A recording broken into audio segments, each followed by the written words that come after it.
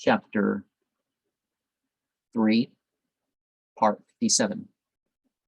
A man of great learning came once to visit Jalal. By way of a test, he asked Jalal 2 questions.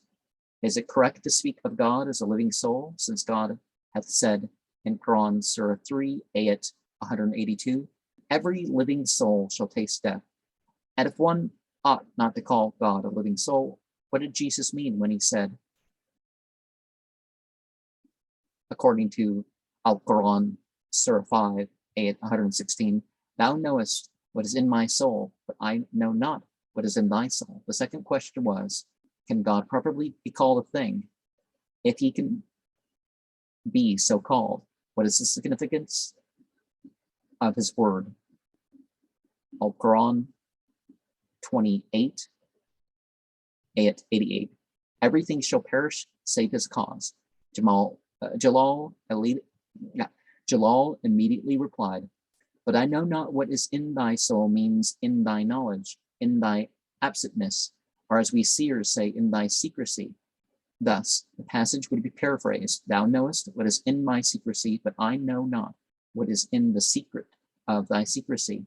Or as the people of heart would put it, thou knowest what issues from me in the world, but I know not the secret of what issues from thee in the world to come. It is quite proper to speak of God as a thing, for he has said in Al-Quran, Surah 6, ayat 19, what thing is greatest in testimony, say thou God.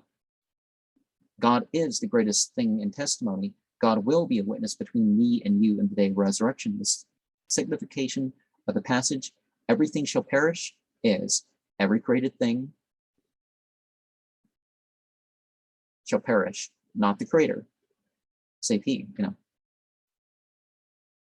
The thing accepted from the general category is he, but God knows best. The man of learning instantly professed himself a disciple and composed a panegyric on Jalal.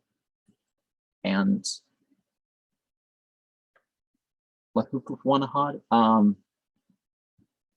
there's nothing like God in anything really. So all these interpretations, we're not really doing anthropomorphism and stuff like this. We're, always regard that